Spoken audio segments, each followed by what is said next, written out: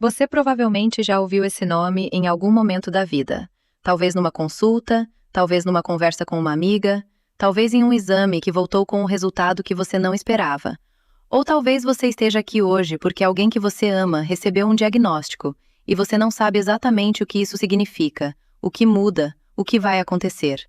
Qualquer que seja o motivo que te trouxe até aqui, eu quero que você saiba de uma coisa antes de mais nada. Você está no lugar certo.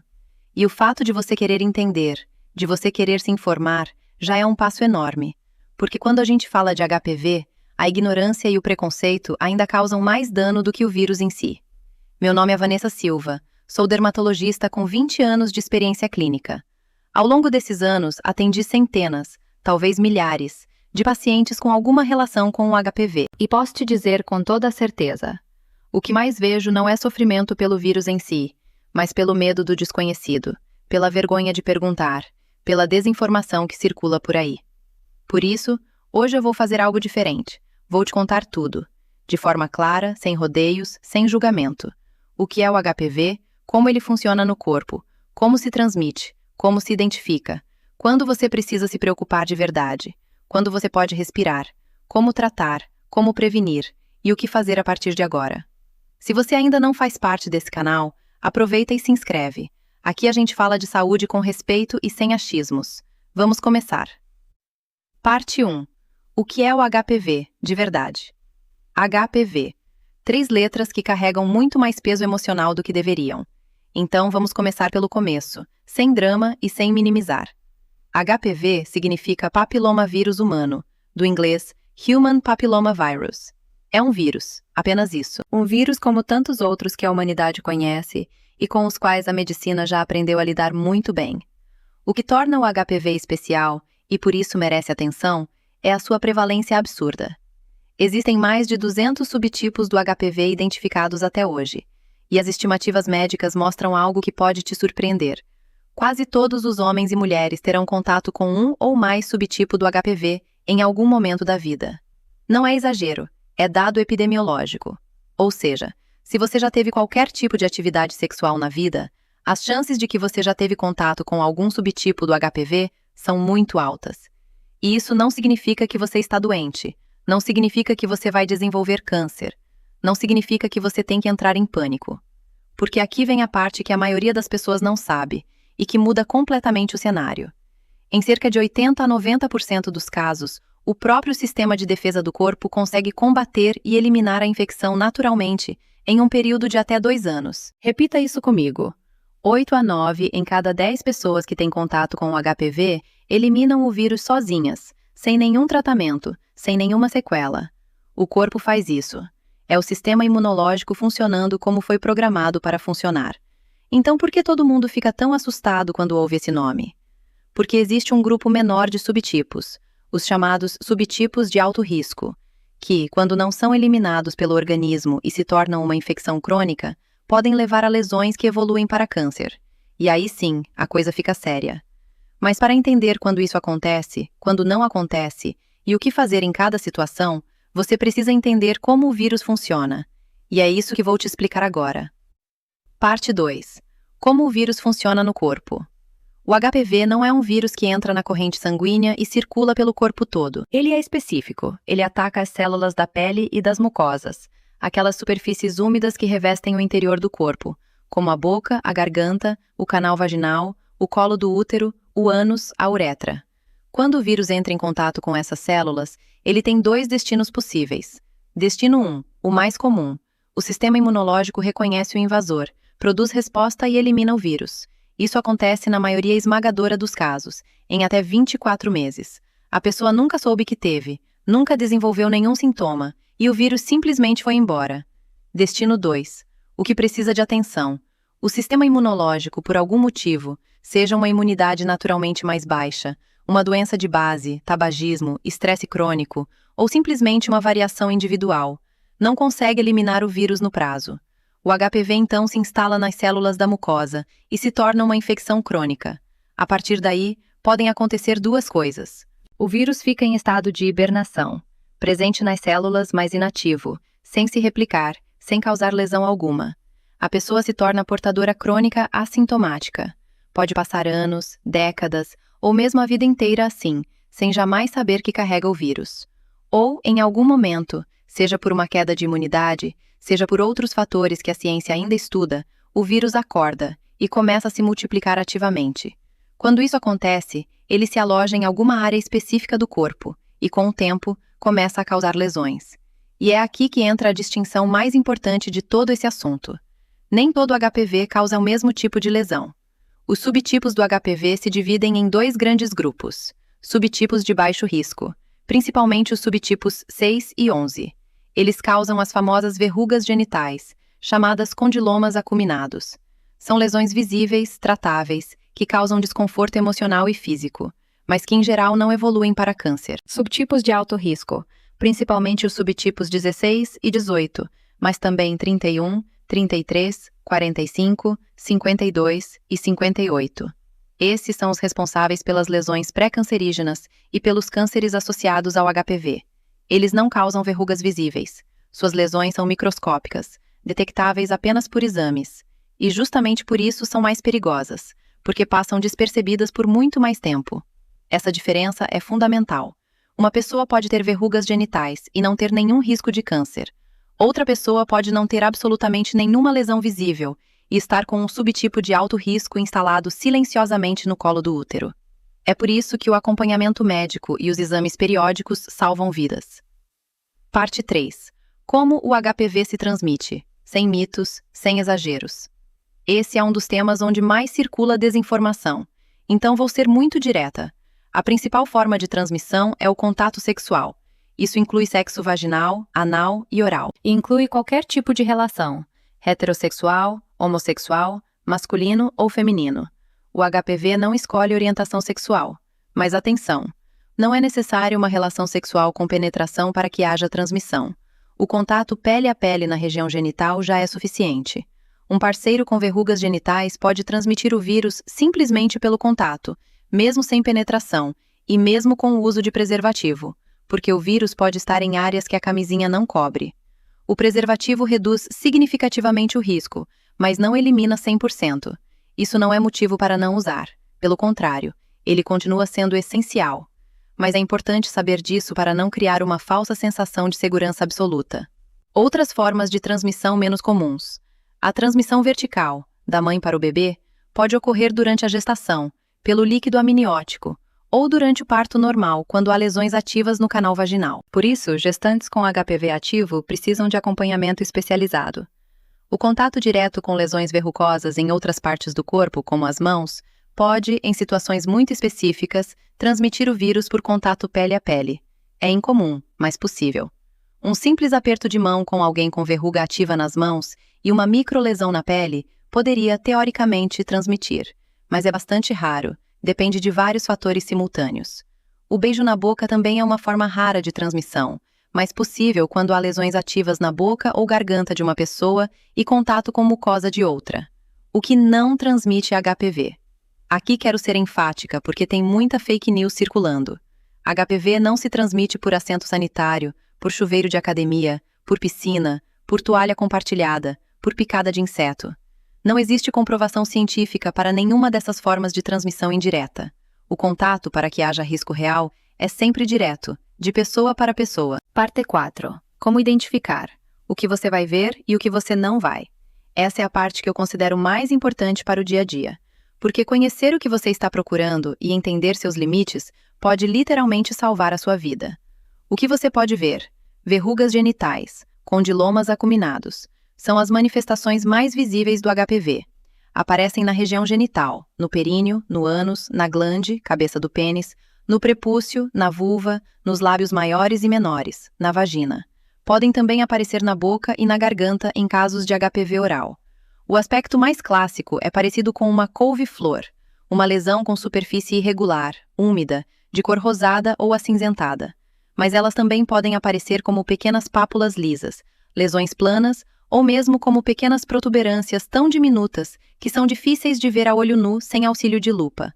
Em geral, essas verrugas não doem, mas podem coçar, podem sangrar se irritadas por roupas ou durante a relação sexual, e podem se juntar formando lesões maiores se não forem tratadas. Verrugas em outras partes do corpo. nas mãos, dedos, pés, joelhos, são causadas por subtipos de HPV diferentes dos genitais e geralmente não têm relação com câncer. Elas são mais espessas, podem ser dolorosas, especialmente quando pressionadas, e às vezes contêm pequenos pontos escuros no centro, que são vasos sanguíneos coagulados. O que você não vai ver, e é o que mais importa. As lesões causadas pelos subtipos de alto risco, as lesões pré-cancerígenas, são invisíveis a olho nu. Elas ocorrem nas células profundas das mucosas, no colo do útero, na parede vaginal, na mucosa anal, na garganta. Não causam dor, não causam coceira, não causam nenhum sintoma perceptível nos estágios iniciais. E é exatamente por isso que os exames preventivos existem. É exatamente por isso que o Papa Nicolau salva vidas há décadas. E é por isso que nenhum autoexame substitui a consulta médica regular. Em homens, o autoexame é válido e importante para identificar verrugas visíveis, mas não detecta infecções por subtipos de alto risco. Homens que fazem sexo com homens têm indicação específica para a avaliação da mucosa anal. E todos os homens deveriam saber que o HPV pode ser diagnosticado em pênis, escroto, região pubiana e uretra, além das mucosas internas. Então deixa eu ser muito clara aqui. Não ter verrugas não significa não ter HPV. Essa é uma das maiores confusões que eu vejo no consultório. A ausência de lesões visíveis não garante a ausência de infecção, especialmente pelos subtipos de alto risco. Se você é sexualmente ativo e ainda não faz exames preventivos regulares, esse é o maior recado que eu posso te dar hoje. Parte 5. Diagnóstico. Quais exames? Quando fazer? O que significam? Já que estamos falando em exames, vamos aprofundar esse assunto porque tem muita confusão aqui também. Papa Nicolau. Citologia cervical. É o exame preventivo mais consolidado da medicina para mulheres. Ele coleta células do colo do útero e avalia se há alterações celulares que possam indicar lesão pelo HPV, especialmente as lesões pré-cancerígenas.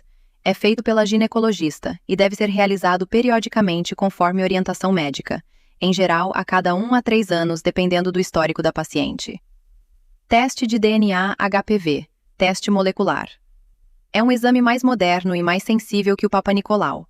Ele rastreia o material genético do vírus antes mesmo de haver lesão e permite até a realização da autocoleta, feita pela própria paciente em casa. Está sendo incorporado progressivamente pelo sistema de saúde brasileiro como exame de rastreamento.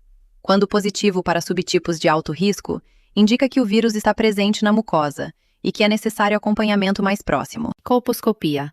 Quando o Papa Nicolau ou o teste de DNA HPV mostram alguma alteração, o passo seguinte é geralmente a colposcopia, um exame em que a médica usa uma lente de aumento para examinar o colo do útero com muito mais detalhe, podendo aplicar soluções que destacam as lesões. Peniscopia. O equivalente masculino da colposcopia. Usa uma lente de aumento para examinar o pênis e região genital masculina, em busca de lesões por HPV que não são visíveis a olho nu. Anoscopia e anosocopia. Exames de avaliação da mucosa anal, indicados para pessoas que fazem sexo anal receptivo e para quem está em grupos de maior risco. Biópsia.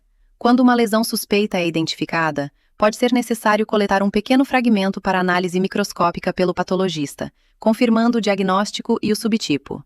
O que não adianta fazer? Aqui vou ser bem direta porque vejo muita gente gastando dinheiro com isso. Exame de sorologia para anticorpos anti-HPV no sangue e carga viral de HPV no sangue não são exames úteis para diagnóstico ou acompanhamento clínico. Por quê? Porque o HPV não circula no sangue da forma que outros vírus circulam. Você pode ter um exame de sangue negativo e ser portadora crônica. Pode ter um exame positivo e já estar eliminando o vírus espontaneamente. O diagnóstico de HPV é feito através da análise das mucosas, e não do sangue. Guarda essa informação. Ela vai te poupar dinheiro e muita angústia desnecessária. Parte 6. Quando se preocupar de verdade. Eu prometi honestidade, então vou ser honesta aqui também. A maioria das pessoas que têm HPV nunca vai desenvolver câncer. Isso é fato. Mas existe uma minoria que, sem acompanhamento adequado, pode evoluir para lesões graves. E para você entender quando o risco é real, precisa conhecer alguns números. O HPV é responsável por mais de 99% dos cânceres de colo do útero.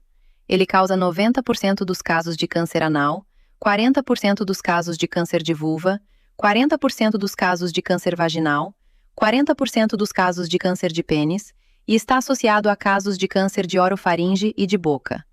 Em 2020, o HPV foi responsável pela morte de 6.000 mulheres no Brasil. Esses números são sérios, e por isso não podem ser ignorados, mas também precisam ser colocados em perspectiva. Esses cânceres, em sua grande maioria, levam anos, às vezes décadas, para se desenvolver a partir de uma lesão pré-cancerígena. E o intervalo entre a lesão pré-cancerígena e o câncer invasivo é exatamente a janela de oportunidade que o diagnóstico precoce nos dá. Os fatores que aumentam o risco de progressão para câncer: imunidade baixa, seja por HIV, AIDS, por uso de corticoides ou imunossupressores, por doenças autoimunes, ou por qualquer condição que comprometa as defesas do organismo. Tabagismo. Fumar aumenta significativamente a chance de uma infecção crônica por HPV evoluir para câncer. O tabaco tem um efeito direto sobre as células do colo do útero, tornando-as mais vulneráveis à transformação maligna. Subtipo de alto risco persistente. Estar infectada por HPV 16 ou 18, ou outros subtipos de alto risco, sem eliminação espontânea em 24 meses, é um fator de risco importante. Ausência de rastreamento. É talvez o fator de risco mais evitável de todos. Mulheres que nunca fizeram Papa Nicolau têm risco muito maior de chegar a um estágio avançado sem diagnóstico. Quando procurar o médico imediatamente? Se você notar qualquer lesão ou verruga na região genital, anal ou oral que você não sabia que estava lá, não espere. Não tente tratar por conta própria. Procure um dermatologista ou ginecologista. Se você tiver sangramento vaginal fora do período menstrual, especialmente após a relação sexual, pode ter várias causas, mas é sempre sinal de que você precisa ser avaliada. Se você tiver dor pélvica persistente ou corrimento com cheiro diferente do habitual, associado a qualquer lesão genital. Se você é homem e notar qualquer lesão ou mudança na aparência do pênis, escroto ou região anal. Se você teve um resultado alterado em algum exame preventivo e ainda não consultou um médico, não deixe para depois. Resultado alterado não significa câncer, mas significa que você precisa ser acompanhada. Parte 7. Tratamento. O que funciona, o que não existe, e o que você pode esperar. Vou começar com uma verdade que precisa ser dita claramente. Não existe medicamento que elimine o vírus HPV do organismo. Nenhum antiviral, nenhum suplemento, nenhum chá, nenhum produto natural tem essa capacidade comprovada. O que existe, e funciona muito bem, é o tratamento das lesões causadas pelo vírus. E existe o sistema imunológico, que é o único mecanismo capaz de eliminar o vírus de forma efetiva. Vamos por partes. Tratamento das verrugas genitais, condilomas. Existem várias abordagens, e a escolha depende do tamanho, número, localização das lesões e das características da paciente. Tratamento químico tópico. Aplicação de substâncias que destroem o tecido da verruga. A mais comum é o ácido tricloroacético, ATA, aplicado diretamente na lesão pelo médico. Há também a imiquimod, uma creme de uso domiciliar que estimula a resposta imune local. Ela é aplicada pela própria paciente em casa, seguindo orientação médica. É uma opção boa para lesões menores, mas requer disciplina e pode causar irritação local. Crioterapia, congelamento das verrugas com nitrogênio líquido. É um procedimento rápido, feito no consultório, que destrói as células da verruga pelo frio extremo. Pode precisar de múltiplas sessões. Cauterização elétrica ou laser. Para verrugas maiores ou múltiplas, o uso de eletrocauterização ou laser CO2 é muito eficaz. Feita em consultório ou em bloco cirúrgico, dependendo da extensão. Cirurgia. Em casos de lesões muito extensas ou em locais específicos, pode ser necessária exérese cirúrgica. Uma coisa importante sobre o tratamento das verrugas. Tratar e eliminar a verruga não significa eliminar o vírus. O vírus permanece nas células abaixo da pele. Por isso, novas verrugas podem aparecer após o tratamento. Não porque o tratamento falhou, mas porque o vírus ainda está presente. O acompanhamento contínuo é essencial. Tratamento das lesões pré-cancerígenas. Quando o Papa Nicolau ou a colposcopia identificam lesões pré-cancerígenas no colo do útero, o tratamento varia conforme o grau da lesão. Lesões de baixo grau geralmente são acompanhadas com exames mais frequentes, porque muitas delas regridem espontaneamente, especialmente em mulheres jovens com boa imunidade. Lesões de alto grau exigem tratamento ativo. O mais comum é a conização, remoção cirúrgica da área afetada do colo do útero usando bisturi, eletrocirurgia, LIP ou laser. É um procedimento eficaz que preserva o útero e a fertilidade na maioria dos casos. O papel do sistema imunológico. Como eu disse, o organismo é o principal tratamento para o HPV em si. Por isso, tudo que fortaleça a imunidade tem impacto real na evolução da infecção. Sono de qualidade. alimentação equilibrada, prática regular de exercício, controle do estresse, não fumar. Esses hábitos não são apenas recomendações genéricas, são, neste contexto, parte do tratamento. O que não funciona? Preciso mencionar isso porque vejo muito nos consultórios e nas redes sociais. Não existe evidência científica para o uso de ozônio, vitaminas em megadoses, homeopatia, plantas medicinais ou qualquer outro produto natural para eliminar o HPV. Isso não significa que esses produtos sejam inúteis para outras finalidades, mas para HPV especificamente, não há dados que comprovem eficácia. Desconfie de qualquer produto que prometa eliminar o HPV ou curar o HPV. Não existe isso. Quem oferece isso está se aproveitando de uma vulnerabilidade muito séria. Parte 8. A vacina. A melhor notícia de toda essa história. Se tem uma coisa que me dá esperança genuína quando falo sobre HPV, é a vacina. Ela é um dos maiores avanços da medicina preventiva das últimas décadas. E ainda é subutilizada de forma absurda. Quero que você saiba de tudo sobre ela, porque as dúvidas sobre a vacina do HPV são as mais comuns que recebo. O que a vacina faz? A vacina do HPV não trata uma infecção já existente. Ela previne infecções futuras pelos subtipos incluídos na formulação. Ela funciona ensinando o sistema imunológico a reconhecer e destruir o vírus antes que ele consiga se instalar. Quais vacinas existem no Brasil? No Brasil, temos disponíveis a vacina quadrivalente, que protege contra os subtipos 6, 11, 16 e 18, os responsáveis pela grande maioria das verrugas genitais e dos cânceres associados ao HPV, e a vacina nonavalente, que protege contra 9 subtipos, 6, 11, 16, 18, 31, 33, 45, 52 e 58. A quadrivalente está disponível gratuitamente no SUS. A nonavalente, com cobertura mais ampla, está disponível na rede privada. Quem pode e deve tomar? A vacinação contra o HPV inclui meninas e meninos de 9 a 14 anos, com o objetivo de protegê-los antes da exposição ao vírus. Desde 2024, o esquema passou a ser de dose única para crianças e adolescentes de 9 a 14 anos. Grupos prioritários de 9 a 45 anos, incluindo imunossuprimidos, transplantados, pacientes oncológicos, usuários de PrEP, pessoas com papilomatose respiratória recorrente e vítimas de violência sexual, também têm acesso à vacina pelo sistema público. E para adultos que não estão no grupo prioritário, a vacina ainda vale a pena. Mesmo que você já tenha tido contato com algum subtipo, a vacina protege contra os subtipos que você ainda não encontrou. A vacinação deve ser idealmente realizada antes do início da vida sexual, mas mesmo que a pessoa já tenha tido algum contato com algum subtipo, a vacina irá proteger contra muitos outros subtipos com os quais ainda não teve contato. Se você tem condições de se vacinar na rede privada com a nonavalente, é a melhor escolha. Se não tem, a quadrivalente no SUS já oferece proteção altamente eficaz contra os subtipos mais perigosos. A vacina é segura? Sim, com todas as letras. É uma das vacinas mais estudadas e monitoradas do mundo. Os efeitos adversos mais comuns são dor e inchaço no local da injeção, que desaparecem em poucos dias. Eventos sérios são extremamente raros e monitorados globalmente. Décadas de dados mostram que a vacina é segura e altamente eficaz. A vacina substitui os exames preventivos? Não. A vacina não cobre 100% dos subtipos do HPV. Por isso, mesmo quem se vacinou-se deve continuar fazendo o Papa Nicolau regularmente. A vacina e o rastreamento são complementares, não substituíveis. Deixa o like aqui se você está aprendendo algo novo.